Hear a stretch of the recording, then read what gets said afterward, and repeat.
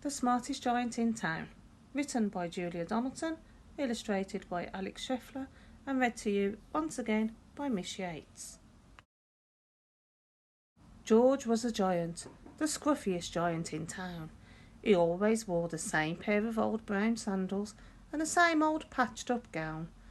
"I wish I wasn't the scruffiest giant in town," he said sadly. But one day George noticed a new shop. It was full of smart clothes, so he bought a smart shirt, a smart pair of trousers, a smart belt, a smart stripy tie, some smart socks with diamonds up the sides, and a pair of smart shiny shoes. "Now I'm the smartest giant in town," he said proudly. George left his old clothes behind in the shop. He was about to go home when he heard a sound.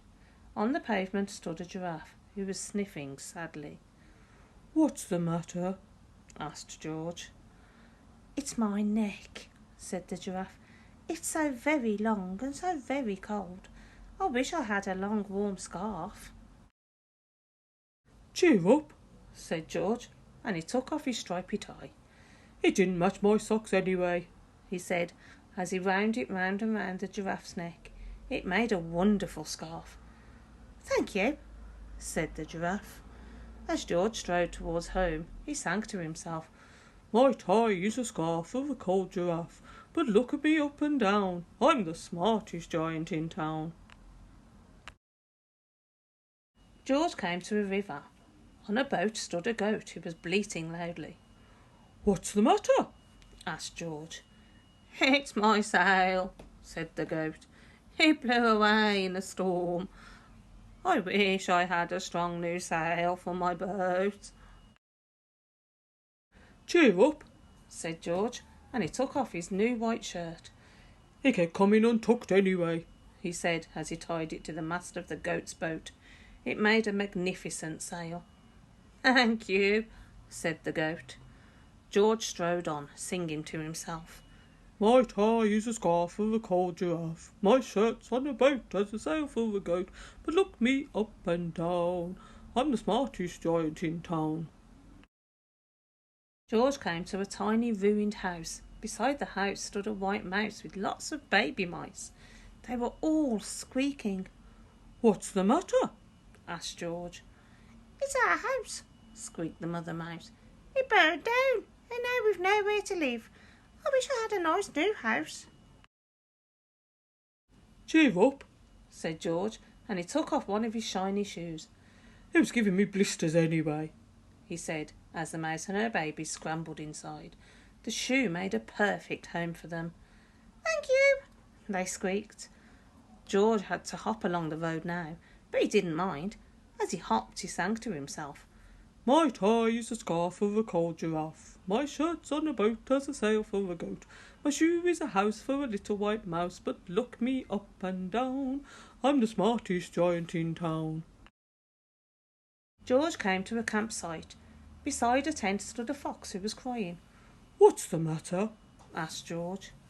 "It's my sleeping bag," said the fox.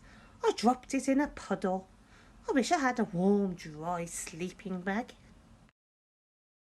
"Cheer up," said George, and he took off one of his socks with diamonds up the sides. "It was tickling my toes anyway," he said, as the fox snuggled into it. It made a very fine sleeping bag. "Thank you," said the fox. George hopped on, singing to himself. "My tie is a scarf of a cold giraffe. My shirt's on a boat as a sail for a goat. My shoe is a house for a little white mouse. One of my socks is a bed for a fox. But look me up and down, I'm the smartest giant in town." George came to a big squelchy bog. Beside the bog stood a dog who was howling. "What's the matter?" asked George. "It's this bog," said the dog. "I need to get across, but I keep getting stuck in the mud. I wish there was a safe, dry path." "Cheer up," said George, and he took off his smart new belt. "It was squashing my tummy anyway," he said, as he laid it down over the bog. It made an excellent path. "Thank you," said the dog.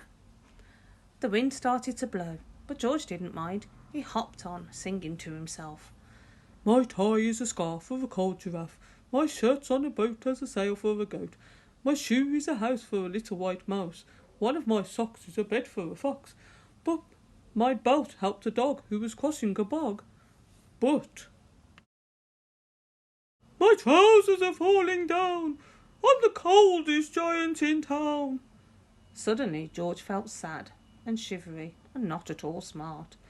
He stood on one foot and thought, I'll have to go back to the shop and buy some more clothes, he decided. He turned round and hopped all the way back to the shop. But when he got there, it was closed. Oh no! cried George. He sank down onto the doorstep and a tear ran down his nose. He felt as sad as all the animals he had met on his way home.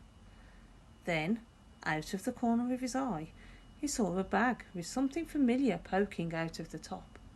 George took a closer look. My gown! He yelled. My dear old gown and sandals! George put them on. They felt wonderfully comfortable. I'm the cosiest giant in town, he cried, and he danced back home along the road. Outside his front door stood all the animals he had helped. They were carrying an enormous present.